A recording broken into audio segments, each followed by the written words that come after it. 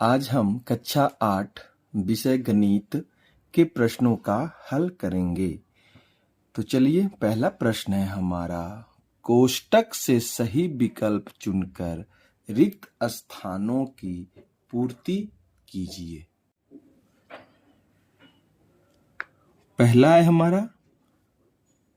है हमारा x plus x। तो जैसा कि आप जानते हैं x प्लस x बराबर क्या होगा। अगर यह x है तो इसके पहले अगर कुछ नहीं लगा है तो क्या लगा है, 1 लगा है। ठीक है, तो 1x प्लस 1x तो क्या होगा, 2x हो जाएगा। ठीक है, x क्या होता है, 2x। ठीक है, दूसरा है हमारा बाई गुने बाई। तो बाई गुने बाई का मतलब हो गया बाई का स्क्वायर। ठीक है, अब देखिए तीसरा, am बट्टे AYN। am बट्टे AN यह क्या है, एक एल्जेब्रिक एक्सप्रेशन है। और एल्जेब्रिक एक्सप्रेशन में क्या होता है, a का पावर m बट्टे a का पावर n बराबर होता है a का पावर m भागा a का पावर n। ठीक है, और जब भाग में आधार सेम होता है, देखिए जब बेस से बेस सेम होता है तो क्या होता है, पावर घटता है आपस में। तो a का पावर m माइनस n। ठीक है, तो यह हो जाएगा हमारा a का पावर m माइनस n। ठीक है, देखिए उसी प्रकार इसमें भी यह भी एक क्या है, एल्जेब्रिक एक्सप्रेशन है। गुना में क्या होता है, बेस सेम होने पर पावर क्या है, जुड़ता है। तो बाई गुने बाई, पावर में कुछ नहीं है तो क्या है, 1 है। तो बाई गुने बाई, बेस सेम है तो पावर क्या हो गया, जुड़ गया इसमें। इसी प्रकार इसमें क्या है, भाग में बेस सेम होता है। ठीक है, तो पावर क्या है, आपस में घट जाता है। ठीक है, यह क्या है, घातांक का नियम है कि समान आधार होने पर जो यह घात है वह आपस में घटता है। ठीक है, नेक्स्ट चलिए, a to the power m गुने n। अब देखिए यह भी क्या है, यह घातांक है। घात के ऊपर घात होने पर क्या होता है, घातों का आपस में गुना हो जाता है। घात के ऊपर क्या है, घात है। घात के ऊपर जब घात होता है तो घातों का आपस में क्या होता है, गुना हो जाता है। तो इसमें घात कौन कौन है, m और n। तो आपस में क्या होगा, घातों का गुना हो जाएगा। ठीक है, तो a का पावर m इंटू n। ठीक है, या चलिए नेक्स्ट में चलते हैं। त्रिभुज का क्षेत्रफल। त्रिभुज का क्षेत्रफल क्या होता है, त्रिभुज का क्षेत्रफल होता है 1/2 गुने आधार गुने शीर्ष लंब। आधार गुने शीर्ष लंब, तो यह हो जाएगा हमारा त्रिभुज का क्षेत्रफल 1/2 गुने बेस गुने हाइट। ठीक है, दूसरा प्रश्न है हमारा, सही के सामने राइट एवं गलत के सामने क्रॉस का निशान लगाइए। ठीक है, चलिए कह रहा है पहला प्रश्न, तो पहला प्रश्न कह रहा है हमें x का पावर 0। तो जैसा कि आप जानते हैं, किसी भी संख्या का घात अगर शून्य होगा तो मान हमेशा क्या होता है, 1 होता है। किसी भी संख्या का घात अगर शून्य होगा तो उसका मान क्या होगा, 1 होगा। या x के जगह पर अगर 1 भी हो, 2 भी हो, 3 भी हो, या करोड़ लाख कुछ भी हो और उसकी पावर घात शून्य हो तो क्या हो जाएगा, मान 1 होगा। इसका मतलब यह x क्या है, गलत है। दूसरा, -3y गुने 3y, तो -5y गुने 3y, तो 5 तिया 15 बाई स्क्वायर, और माइनस का चिन्ह है तो यह माइनस का रहेगा। इसका मतलब है यह क्या है, सही है। 1024 में 24 को आधार कहेंगे? नहीं, आधार कौन होता है, यह बेस। ठीक है, और 24 क्या होगा, 24 हमारा होगा घात। ठीक है, तो 24 क्या होगा, घात होगा, आधार नहीं कहेंगे। तो यह हो गया हमारा गलत। यह हमारा आधार होता है बेस, और यह क्या होता है, 24 घात होता है। तो 24 को आधार कहेंगे, 24 को आधार कहेंगे? नहीं, 24 क्या है, घातांक है। 24 घातांक है और 10 आधार है। ठीक है, next 10 to the power -1, 10 to the power -1। अब देखिए 10 टू द पावर -1 है, तो आप इसे इस तरह से भी लिख सकते हैं, ऋणात्मक अगर किसी का घात निगेटिव हो, ऋणात्मक हो, तो यह क्या होता है, इसका अगर जब हम व्युत्क्रम करेंगे, रेसिप्रोकल करेंगे, तो यह क्या होता है, 1/10 टू द पावर 1 हो जाता है। इस तरह से भी हम इसे लिख सकते हैं, या इसे हम इस तरह से भी लिख सकते हैं। तो घातांक के नियम के अनुसार यह क्या होगा, 1/10, जिसे हम 0.1 भी लिख सकते हैं। ठीक है, इसलिए यह जो इक्वेशन है यह क्या है, गलत है। ठीक है, 10 टू द पावर -1 बराबर -10 क्या है, गलत होगा। ठीक, चलिए नेक्स्ट में चलते हैं। नेक्स्ट है हमारा आयत का क्षेत्रफल। तो आयत का क्षेत्रफल क्या होता है, लंबाई गुने चौड़ाई। तो यह क्या है, सही है। चलिए नेक्स्ट में चलते हैं। नेक्स्ट है हमारा मिलान कीजिए। तीसरा है मिलान कीजिए, स्तंभ अ और स्तंभ बी दोनों का मिलान कीजिए।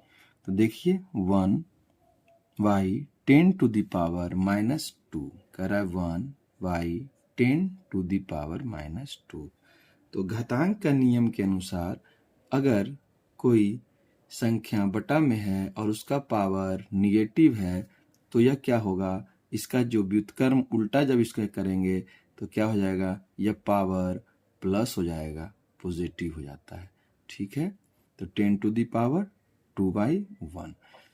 तो अगर बट्टा में 1 है तो इसका कोई वैल्यू नहीं होता है, तो मान पर कोई प्रभाव नहीं पड़ता, इसलिए 10 टू द पावर 2। देखिए 10 टू द पावर क्या होता है, 10 का 2 बार गुना, पावर जितना है उतना बार गुना, तो 10 दहेंगे 100, तो इसका क्या हो जाएगा हमारा, देखिए 100। ठीक है, दूसरा है 3y गुने x प्लस y। तो देखिए कैसे बनेगा, 3y गुने x प्लस y।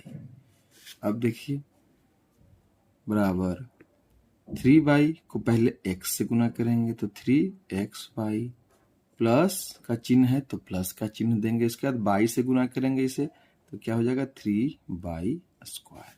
ठीक है, देखिए किसमें यह मिल रहा है, तो देखिए इसमें मिल रहा है 3xy और 3y², तो इसका हो जाएगा यह। अब देखिए तीसरा है समलंब चतुर्भुज का क्षेत्रफल। तो समलंब चतुर्भुज का क्षेत्रफल क्या होता है, 1/2 गुने समांतर भुजाओं का योग गुने ऊंचाई। ठीक है, समांतर भुजाओं का योग गुने ऊंचाई। सम चतुर्भुज का क्षेत्रफल होता है 1/2 गुने विकर्णों का गुणनफल। सम चतुर्भुज हमारा हो गया रोम्बस, और इसे कहते हैं ट्रेपेजियम, इसे कहते हैं ट्रेपेजियम, और यह हो गया हमारा रोम्बस। ठीक है, नेक्स्ट में चलिए। नेक्स्ट कह रहा है 10 टू द पावर -5 गुने 10 टू द पावर 3। अब देखिए इसे सॉल्व करते हैं। कह रहा है 10 टू द पावर -5 गुने 10 टू द पावर 3।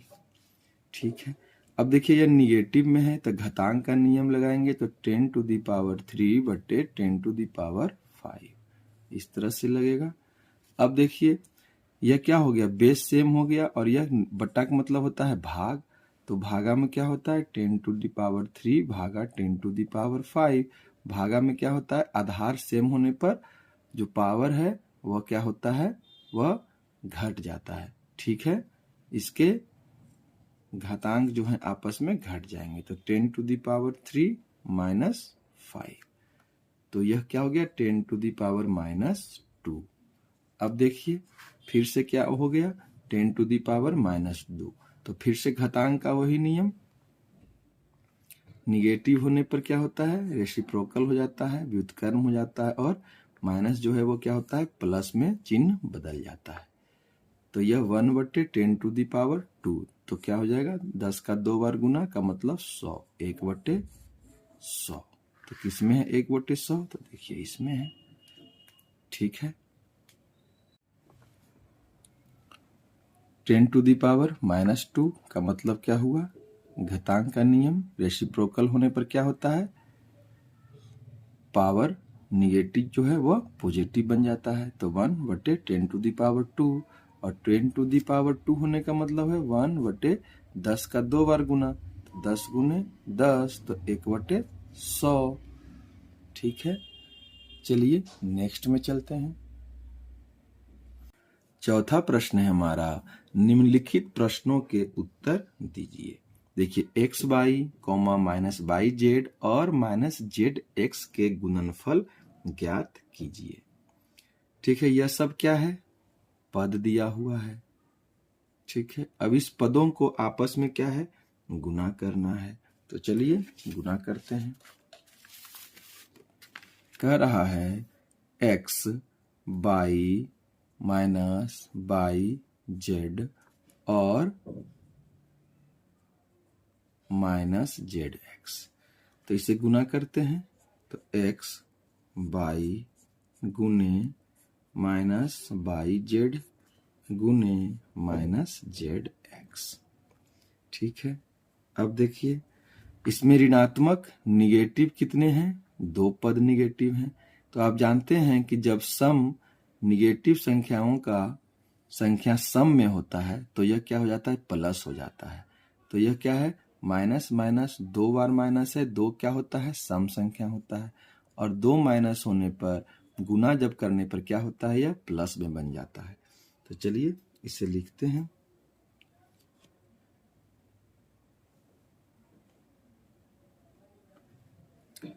तो x कितने बार है, 1 2, x है 2 बार, तो x गुने x गुने y कितने बार है, 2 बार, और z कितने बार है, यह भी हमारा है 2 बार। तो इसे हम इस तरह से लिख सकते हैं, x² गुने y² गुने z²। ठीक है, तो उत्तर हमारा क्या हो जाएगा, x² y² z², मतलब x² गुने y² गुने z²। ठीक है, चलिए नेक्स्ट में चलते हैं। दूसरा नंबर, दूसरा है हमारा AB - BC से BC - CA को घटाना है। ठीक है, तो देखिए सबसे पहले इसे हम इस तरह से लिख लेते हैं, ब्रैकेट में माइनस घटाना है तो BC - CA, इस व्यंजक को हम घटाव के रूप में लिख लिए। अब देखिए ब्रैकेट दिए हैं, तो ब्रैकेट से जब हम किसी को बाहर निकालते हैं तो क्या होता है, चिन्ह बदल जाता है। ठीक है, तो अब देखिए AB - BC, अगर किसी संख्या ब्रैकेट के अंदर कोई संख्या है और उसके बाहर कोई चिन्ह लगा हुआ है निगेटिव का, तो इसके अंदर का भी चिन्ह क्या होगा, पूरा जितना चिन्ह यह इस दोनों संख्या, अगर 3 संख्या होता तो तीनों संख्या का हम लोग चिन्ह देखते, लेकिन इसमें 2 संख्या है तो इस दोनों का चिन्ह देखेंगे। इसके पहले अगर कुछ नहीं लगा है तो क्या लगा है, प्लस लगा है। ठीक है, और इसके पहले क्या है, नेगेटिव नहीं है, तो ये जैसे था वैसे ही उतार दिए। अब देखिए यह माइनस है और यह क्या है, प्लस है, तो माइनस प्लस क्या हो जाएगा, माइनस हो जाएगा। ये देखिए माइनस है और यह भी माइनस है, तो क्या होगा, माइनस माइनस प्लस हो जाएगा। ठीक है, अब देखिए एक जैसे पदों को जोड़ लेते हैं। पहले समान पद जो हैं एक जैसे, उनको हम जोड़ते हैं। तो A B minus B C minus B C, तो ये माइनस बी सी जुड़ जाएगा, तो क्या होगा, माइनस 2bc प्लस सी ए। ठीक है, तो अब देखिए A B minus 2bc plus C A, यह हमारा क्या हो जाएगा, उत्तर हो जाएगा, आंसर हमारा यह हो जाएगा। ठीक है, चलिए नेक्स्ट में चलते हैं। नेक्स्ट प्रश्न है हमारा, नीचे दिए गए आकृति का क्षेत्रफल ज्ञात कीजिए। MNOPQR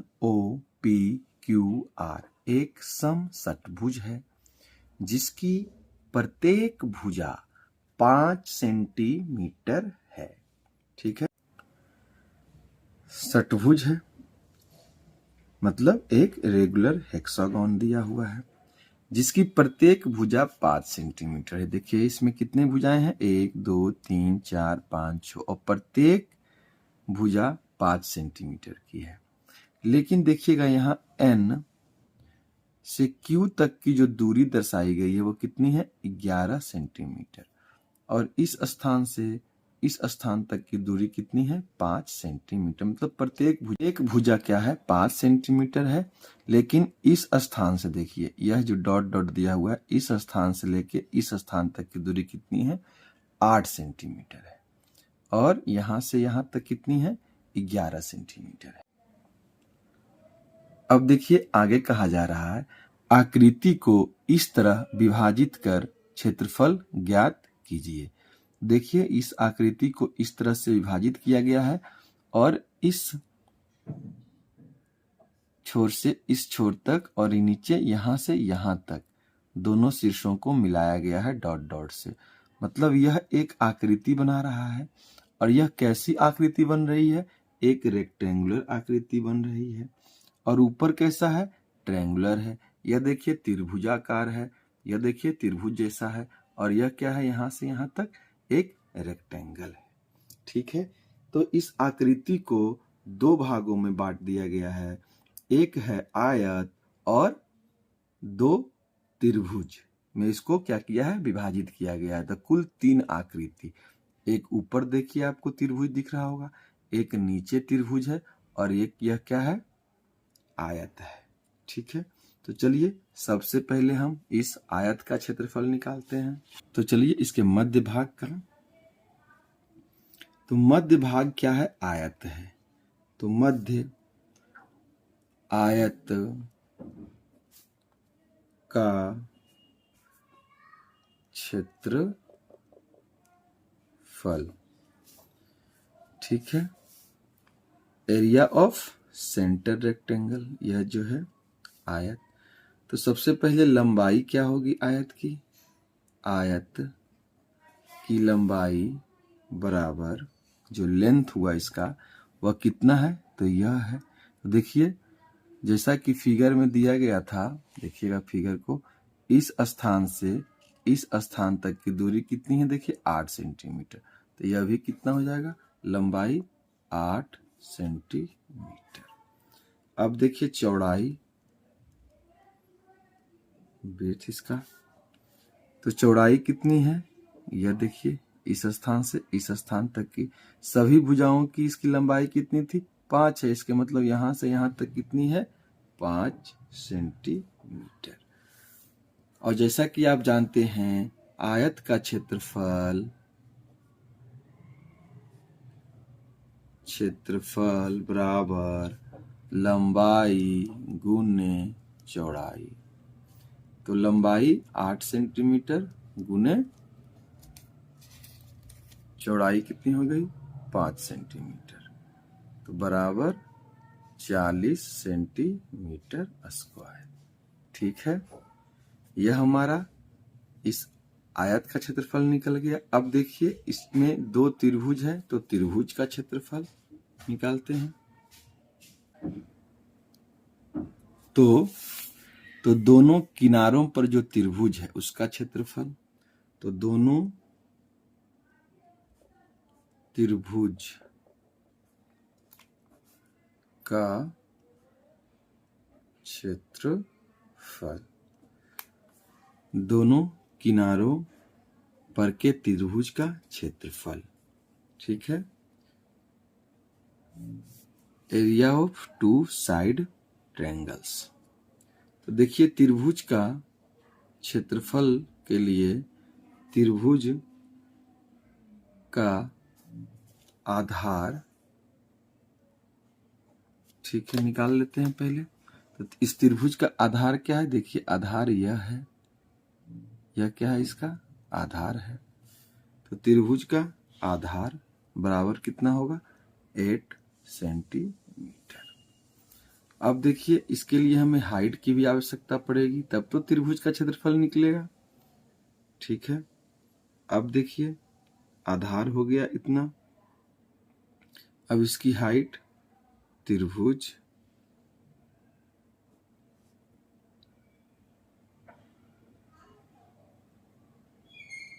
की ऊंचाई बराबर। अब देखिए त्रिभुज की ऊंचाई हम दो तरह से निकाल सकते हैं। तो दोनों त्रिभुज का क्षेत्रफल इसका और इसका निकालना है। तो देखिए दोनों त्रिभुज जो है इसका आधार सेम है, आधार कितना है, 8 सेंटीमीटर। अब देखिए त्रिभुज की ऊंचाई, तो इसकी ऊंचाई कैसे निकाल लेंगे, देखिए यहां से बीच से इसका यह हाइट हो गया, तो यहां भी इसका यह हाइट हो गया। तो हाइट कैसे निकालेंगे कि यहां से यहां तक की दूरी कितनी है, तो जैसा कि हमें प्रश्न में ही दिया गया था, इस स्थान से इस स्थान की दूरी कितनी थी, 11 सेंटीमीटर। और देखिए आयत की चौड़ाई यहां से यहां तक कितना है, 5 सेंटीमीटर है, तो यह इसमें क्या होगा, घट जाएगा। तो जब 5 सेंटीमीटर घटाएंगे तो क्या हो जाएगा, 6 सेंटीमीटर। मतलब इस स्थान से इस स्थान तक और इस स्थान से इस स्थान तक की दूरी कितना है, 6। तो यह दो बराबर भागों में बढ़ जाएगा, मतलब इस यहाँ से यहाँ 3 होगा और यहाँ से यहाँ क्या होगा, 3 होगा। तो त्रिभुज की ऊंचाई क्या हो जाएगा, 3 सेंटीमीटर। इसे हम एक तरह से और भी निकाल सकते हैं। जो देखिए यह यहाँ से यहाँ तक की दूरी कितनी है, 8 सेंटीमीटर है, तो यह लंब कहाँ पड़ा, बीच में, तो यह हो जाएगा 4, और यह कितना था, 5 सेंटीमीटर, तो 4 सेंटीमीटर या 5 सेंटीमीटर। तो यह कैसा त्रिभुज बन रहा है, समकोण बन रहा है। लंब यहाँ डाले हैं तो इसमें दो समकोण त्रिभुज बन रहा है।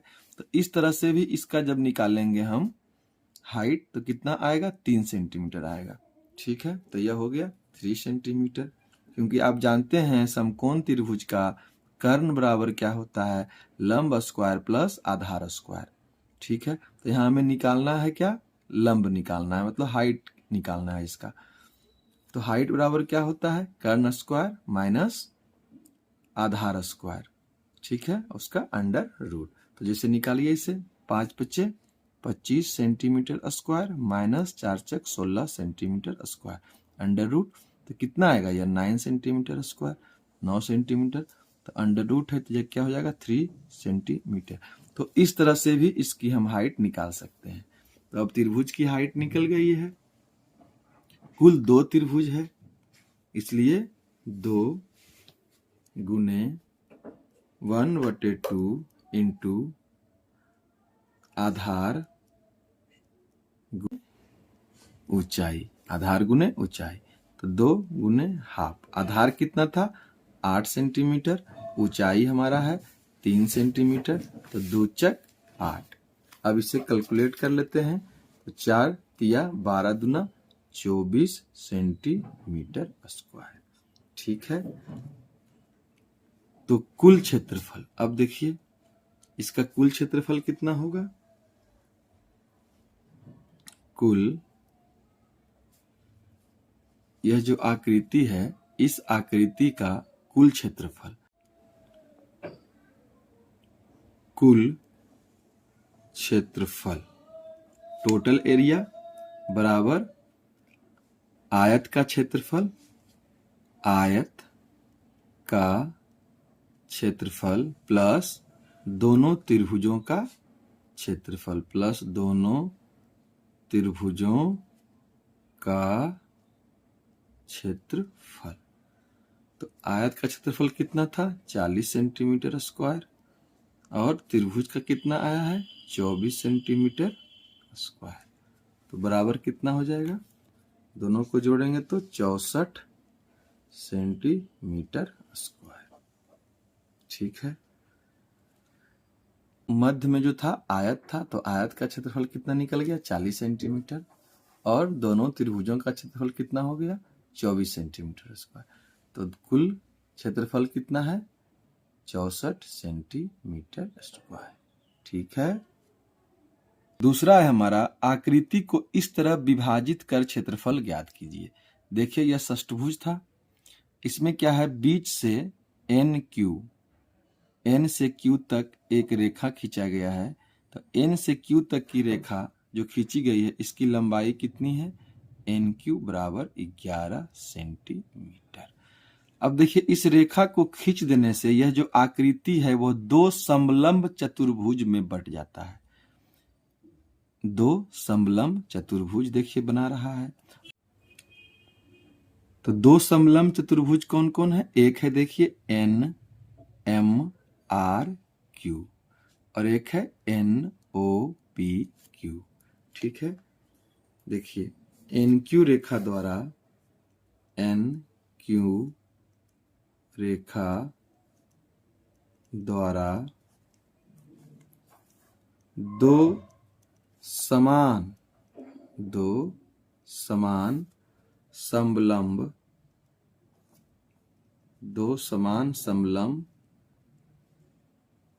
चतुर्भुज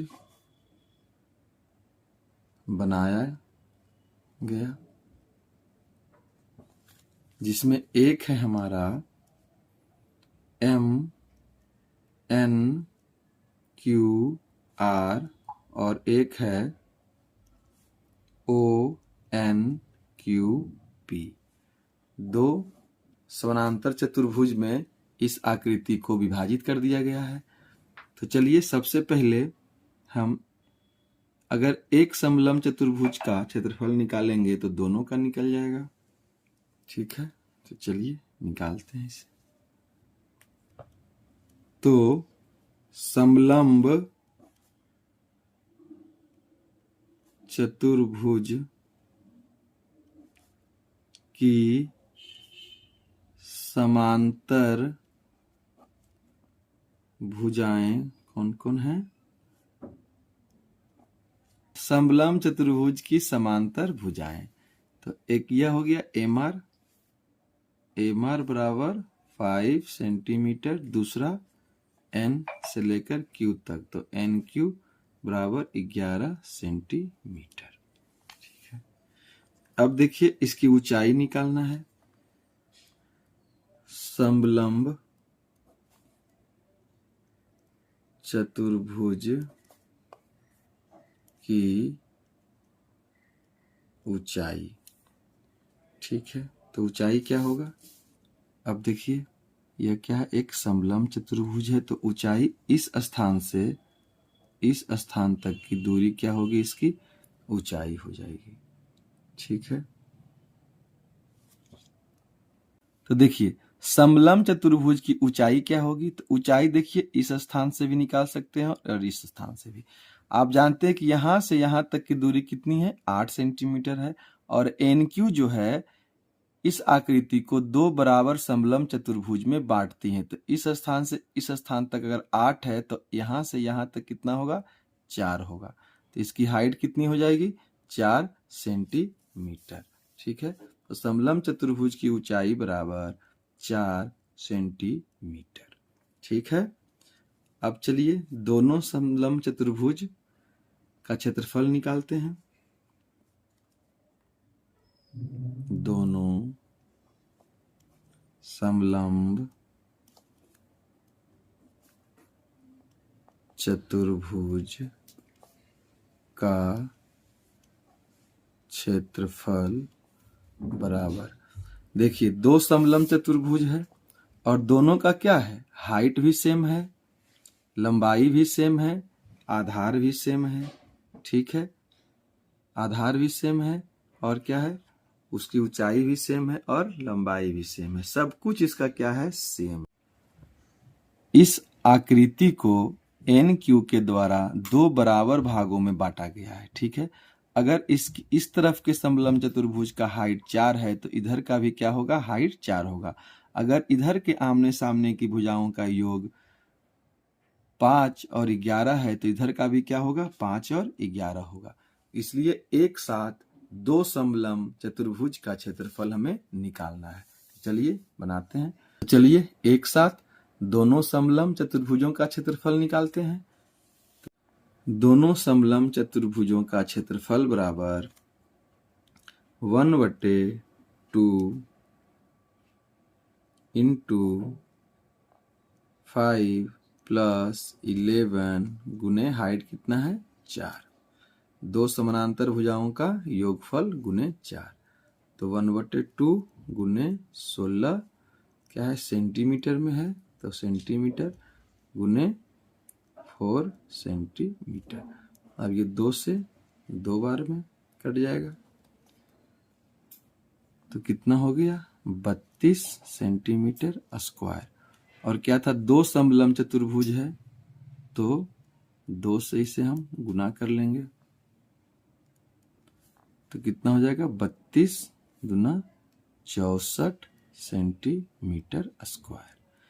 एक समलंब चतुर्भुज का क्षेत्रफल कितना है, 32, और दोनों का तो हो जाएगा 64, क्योंकि दोनों का सब कुछ सेम है, इसलिए दो समलंब चतुर्भुजों का क्षेत्रफल 64 सेंटीमीटर स्क्वायर।